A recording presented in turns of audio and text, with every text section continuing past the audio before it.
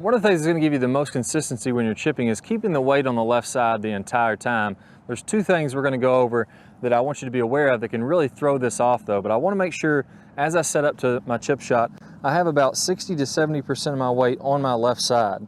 So I'm going to go ahead and set up here. You can see that my weight is favoring my left side a little bit, and if I kind of lift up each foot and feel when I'm perfectly balanced, I'm just going to bump a little bit more to the left here. So if I do this properly and I'm set up correctly, my left shoulder, you're going to see, is just outside my left hip socket and my left ankle. So there's my ankle and my hip. You're going to see my left shoulder slightly in front of that because my weight is on my left side, and it's just a little bit bumped out there in front. One of the mistakes that I see, or two mistakes I see, is when people are trying to get the weight to the left, oftentimes what they'll do is the weight way over here. I've even seen drills people do where they tell you to pick up the right foot and just barely have the toe on the ground. And that's okay, it gets your weight to the left, which is good, which we want to do. But now we're really starting to exaggerate, and you can see that my left shoulder is way out here in front. Now with this ball so much farther behind my left shoulder, that's going to make the bottom of my arc naturally want to be way up here.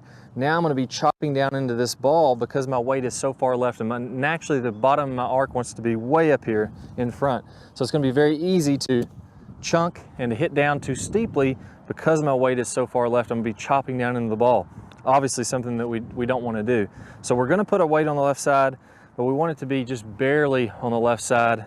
I'm going to do that again for you, and now we can see that a little bit of weight on the left, my shoulder's just leading a little bit in front of my left hip and my left ankle, and now I'm going to be able to have that weight left so I can come down and through the ball and get my divot in front of the ball. I'm not going to be chopping down steep. I'm going to be coming in nice and soft and easy. It's going to be very easy to get crisp contact as I'm doing that. Another mistake that I see, very common, is to get the weight left but to really bump the hip in front of your ankle and in front of your shoulder. So now you can see from my ankle to my hip, it's leaning forward. I'm going to exaggerate here a little bit. My upper body's leaning back, and it creates this angle between ankle, hip, and shoulder. And what this does is this kind of lowers the right side of my body really close to the ground. So if I'm going to exaggerate this one, I'll see this a lot of times. Weight's on the right side here.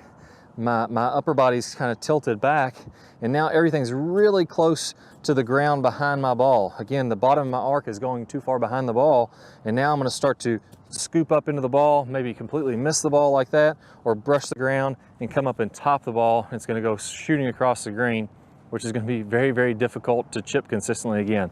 So we want to eliminate those things, get into a nice setup with a little weight favoring our left side, but check your left ankle, your left hip, your left shoulder. Make sure those are lined up, shoulder just a little bit in front. Now to really ingrain this, we're going to get into this perfect setup, and we can do this in our living room. We'll actually remove the ball for now. I'm going to get into this great setup. I'm going to set up a camera directly face on toward my body. I'm going to check to make sure these alignments are nice, and then I'm going to do a little mini stroke, a little shadow stroke, practicing this. Now you'll notice my hips and my knees are free. I'm getting a little bit of rotation in here. That's completely fine. Your body can move. So it's not exactly like a putting stroke where we're going to lock in our lower body and not do a lot of movement. We can get a little bit of knee action as we're coming back and through. So it's okay to feel free. We're just making sure that we're keeping our weight on the left side the entire time. So as I go back, I still feel like I'm 65% on my left side. And as I come to the finish, I feel like I'm 65% on the left side. And that's actually what I want you to do as you're doing these shadow strokes. Hold your finish, and we're going to check to make sure that my weight is still right around that 65%. If my weight is too far forward, I'm sliding forward, I'm going to get inconsistent. Definitely if I'm falling back at all, now I'm going to be coming up into the ball, and I'm going to hit a lot of poor contact chips. Do about 100 repetitions. Again, checking on camera, make sure your alignments are right. Hold your finish. Check to make sure you're 65% on the left as you're doing each one of those. And then we're going to go ahead and we're going to go out to the course, and we're going to chip about 100 more doing those same things, but now we're going to actually use the ball, and we're going to hold our finish again, really check our weight distribution. If you can do that, get a body set up right, chipping becomes very, very easy. So work hard on that. Good luck on your chipping. I'll see you guys soon.